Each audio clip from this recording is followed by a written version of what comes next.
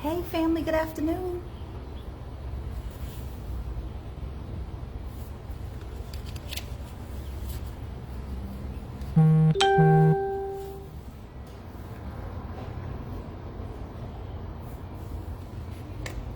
Good afternoon, family. Hello, hello. Hey Esther, thank you for joining today. Thank you for being here. I appreciate you. As you guys come on, please feel free to type your name into the chat or just wave into the chat and let me know that you're here. Welcome, welcome. Hey Esther, hey Pam, thank y'all for being here today. I am here today from, just stepped outside of the hospital for a moment so I could chat with you guys today. So thanks for being here. So I wanted to come on quickly because last week I talked a little bit about menstrual cups. Hello, good afternoon, Esther. Thank you for being here. I appreciate you. So I'm gonna just talk with you guys briefly today about menstrual cups and what they are and how they can be used. So just to get started, I'm Dr. Madeline, your board certified. Hey, cuz. Oh, hi, Aunt Ruby and Uncle John. Thank y'all for being here. So just wanted to talk with you guys today about menstrual cups. They are becoming increasingly popular. Again, sometimes people use them when they're having their cycle. So I had some questions and I wanted to follow up and address what they are and how they can be used, and how some people really like them in terms of being able to be used while they're having their menstrual flow. So, just to officially introduce myself for any of you who might be new, I'm Dr. Madeline, your board certified OBGYN, international speaker, and published author. I work with busy women, whether they're busy inside of the home or outside of the home, to make sure they have accurate GYN information and also access to birth control so that they can have the most freedom and control over their lives as they desire. So that's my my wish for all women. Hey, hey Monique. Oh no, you're fine. I started a little bit late today because I'm here at the hospital. So today we're going to be talking about a menstrual cup. So what is a menstrual cup?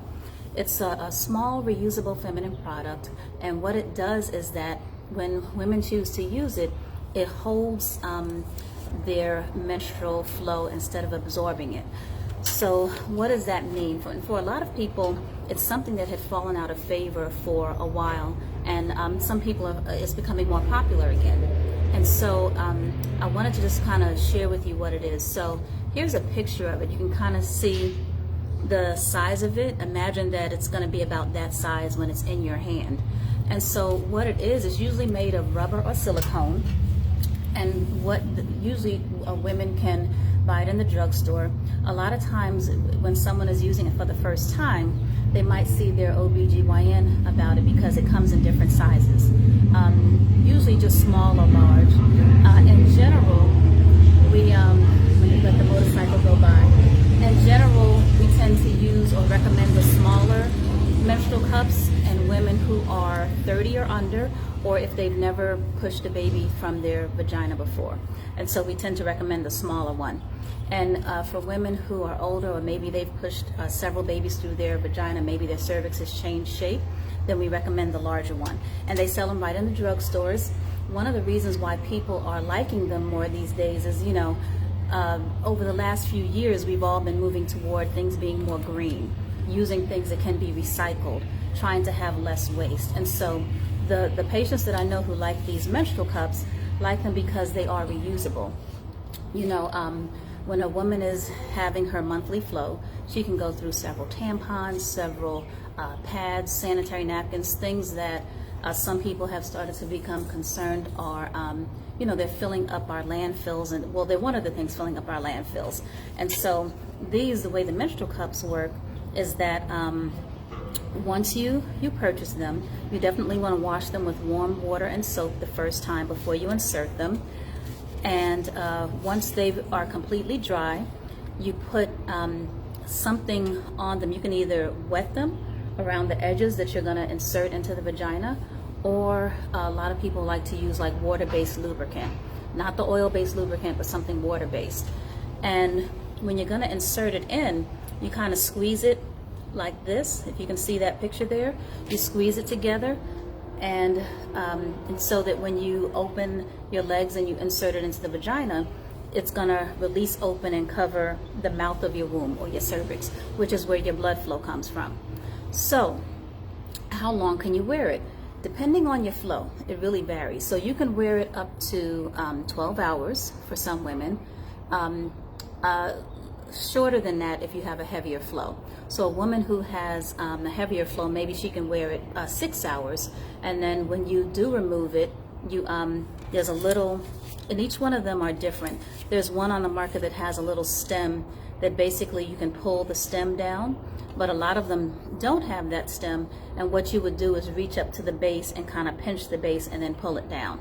And then when you pull it down, you pour out whatever menstrual flow is in that cup, and then you would have to wash it out again with soap and warm water. We have some questions here. Monique says, how effective is this device if you have a heavy flow? You know, it varies. I have some patients who really like it. If it's fit well, if you have the right size, then even if you have heavy flow, maybe it won't last 6 hours for you. Maybe it'll last 3 or 4 hours. And for some people that's enough, because 3 or 4 hours they can take it out, pour it, and dump it, and then rinse it out, and then go on with their day. Another question: 12 hours. What about toxic shock syndrome? So that's a great question, Lorraine. So far the studies haven't shown that toxic shock syndrome happens with this device if it's used and cleaned appropriately. So remember, it's not absorbing anything. Literally, the flow is just coming out and sitting in this little cup. And so as long as you remove the cup, pour out what's there, and clean it each time, and you let it be in there for no more than 12 hours. Now 12 hours, remember, that's going to be also someone with a lighter flow. And so it really varies. But those are great questions. What is the leakage rate on average? Great question, Ty. You know, it varies. I have some patients, if they have not had as many babies, if they have flows that are not too heavy, they don't leak that much. And definitely it matters if the menstrual cup is the right size. They may not leak that much at all.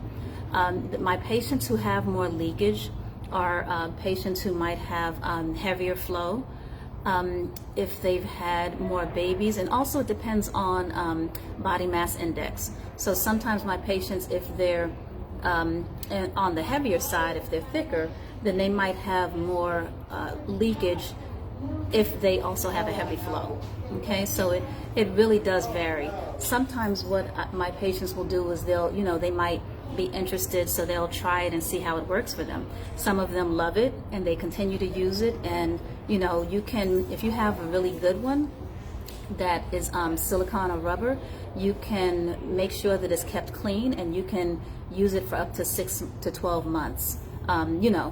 Every month when you have your cycle, you just make sure you clean it really well. They also make some on the market that are disposable, and which means that after each insertion you would throw it away, and then you just grab a fresh one. We have another question here: can you use it with an IUD? Yes, the ones that are on the market these days can be used with an IUD. Years ago, I would say like maybe 10 plus years ago, there were some studies out that showed some concerns about whether the cups could be used with an IUD. But as time has gone on and more studies have been done, those concerns have not been found to be warranted. So yes, these menstrual cups that are on the market these days can be safely used with an IUD. So great question. So you don't have, and you can actually you can have sex with the menstrual cup in there. So if you have if your cup is in place, and you're not having any leakage. Sometimes people who, if you're having sex during your cycle and you prefer to not have blood flow get in the way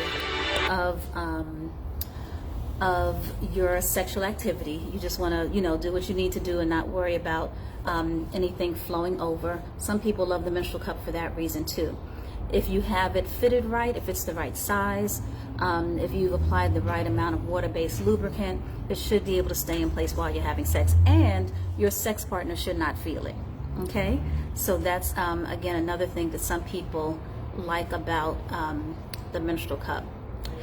Hey, Dr. Banga. Dr. Banga's on as well. She's one of my sister doc, another OBGYN. She's out of North Carolina, and she's doing this current program with me. Welcome, Dr. Banga.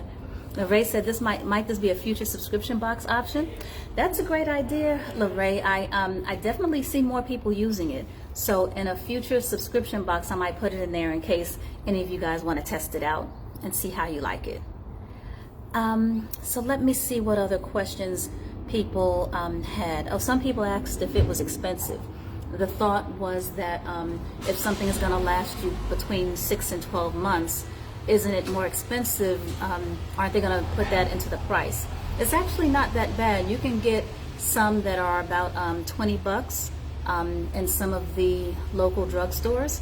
And again, you know, the more sturdy ones that you can keep for up to a year, as long as you wash them with warm water and soap, they're going to really last for you and do what they need to do effectively for your during the menstrual cycle. Okay, let me see if there are any other questions. I try to, oops, I am starting to get called, guys, so I'm going to have to end soon. But I do thank you guys for joining. Let me see. Yes, they're definitely budget friendly. And, you know, of course, there are always going to be a range of prices for things on the market. Never get the one that's top dollar because it might be overpriced, but also don't get the cheapest one either, unless that one is the one that works for you. But usually my patients find the right fit that's right in the middle. And again, that includes the size, that includes texture, that includes making sure that it feels like it's in the right place when you put it in. So, you know, some of these menstrual cups are by trial and error, but you know, they're becoming increasingly popular. So I wanted to make sure that we were able to talk about it so that you guys can have some more facts in terms of what they are, how they can be used, and also understand why so many people like them these days. You know, it's a good thing when it can hold the blood without it coming down and absorbing. Some people feel that it keeps them a little bit fresher, because if you're wearing a tampon or a pad, sometimes women feel that they're not as fresh as they would want to be after the blood flow has been coming down for a while. So so that's mainly what I wanted to talk about today. Let me see if I have any other questions. If you do have any other questions, please send me a DM. I'm probably about a week behind, but I will check on all those and make sure I get answers to you. And other than that, oh, thank you. Pam said, thank you so much. Stay safe for the information. Thank you, cuz. Thank you. I appreciate all of y'all for being here today, so I'm going to sign off so that I can get back into the hospital. But I am Dr. Madeline, your board-certified OBGYN, international speaker, and published author. I love working with busy women, whether they're busy outside of the home or inside of the home, to make sure they have accurate GYN information and birth control access so that they can have freedom and control as much as they desire. Okay? I love y'all. Have a great Sunday. Bye-bye.